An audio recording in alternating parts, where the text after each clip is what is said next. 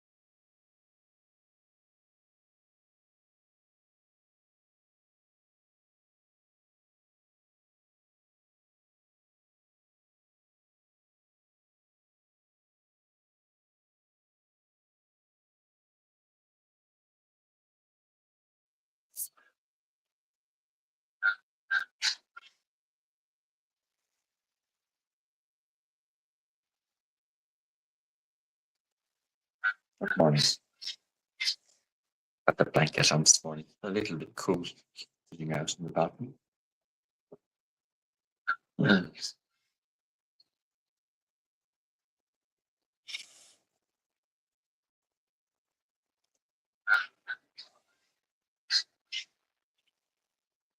Going to speak to a little bit of the Bible.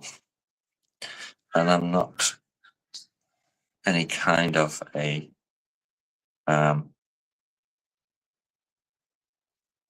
what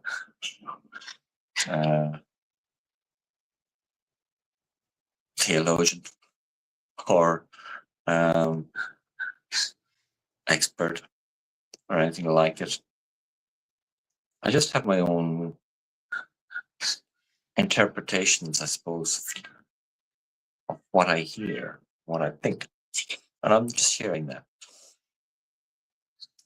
And one of the really powerful lines that were distilled by a lot of the Christian churches about Jesus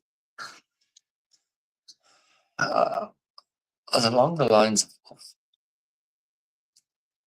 of not even as much along the lines, but one of the powerful lines to drive the belief in Jesus as a church was I am the way, the truth, and the light. And no one comes to the Father except through me.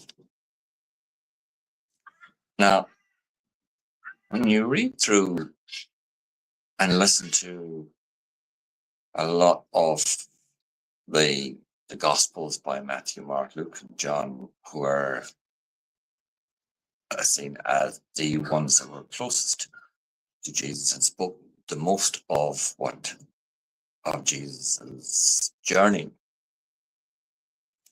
The one thing that comes out of that was that at no point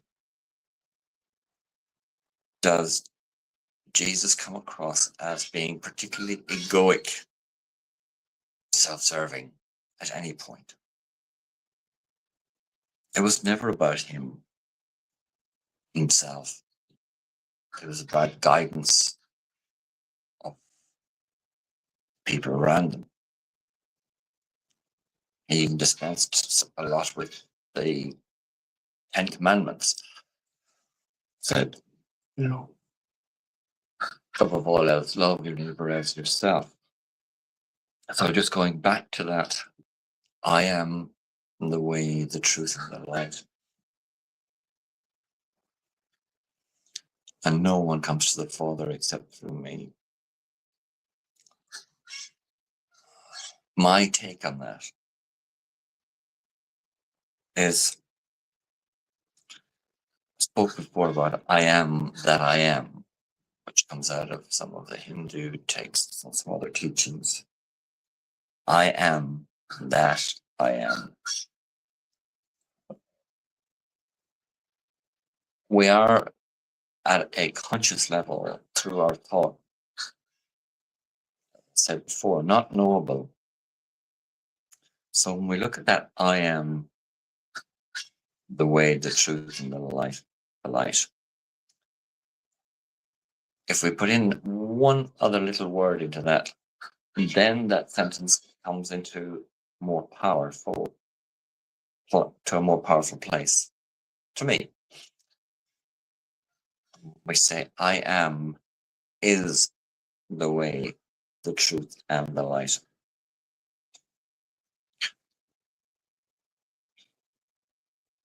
So the I am is that higher self. Where you switch the I am with the higher self, the one that watches, the one that notices, the one that is still the divine aspect of yourself. The I am is the way, the truth, and the light.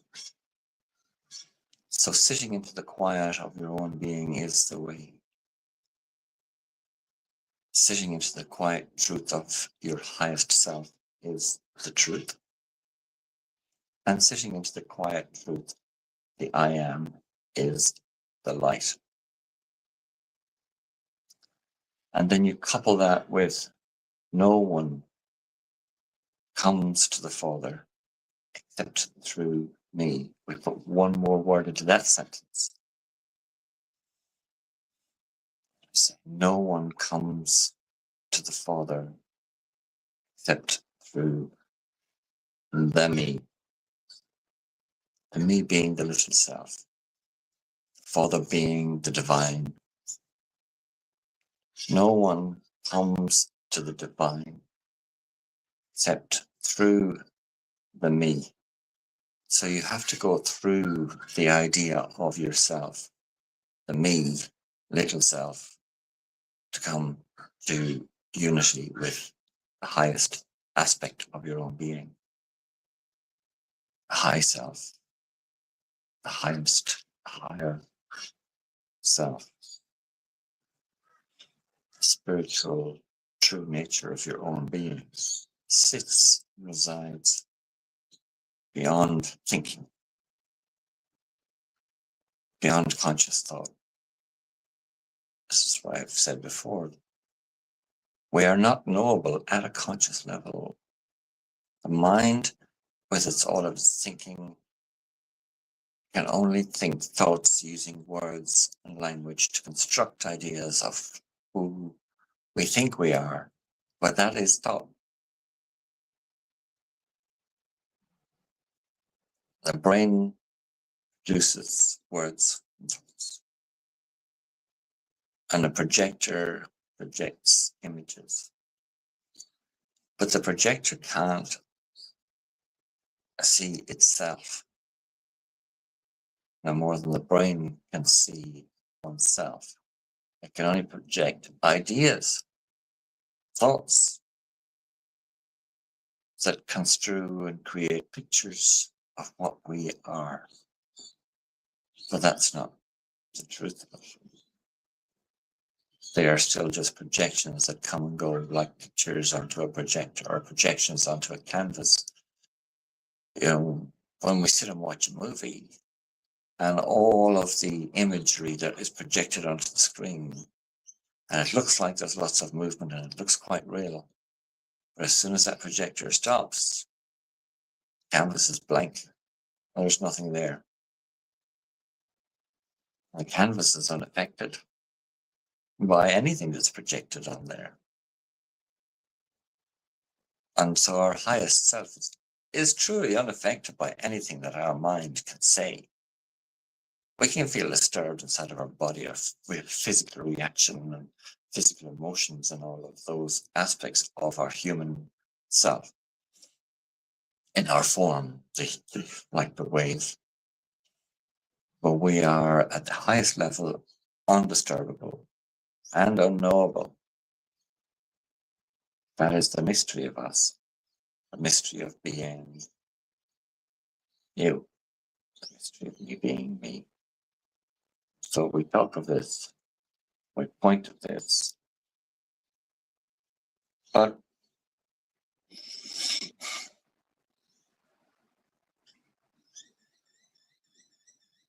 we're not knowable, truly knowable. We engage in the world through the idea of construct of self, like an idea of self, but that's the little self. That was the power of Jesus. That was what made him such a powerful being, because he had let go of all ideas and all thoughts of himself. And he could see past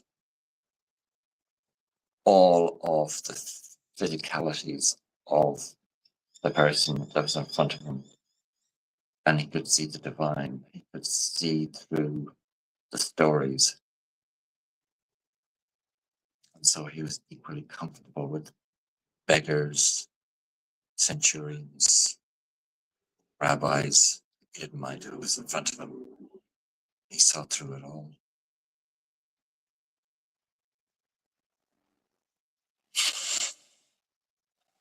Today, I hope that you find time to be with your highest self, that you can find a moment to witness the mystery of yourself, and that you get a moment to see the divine in every other human that you meet.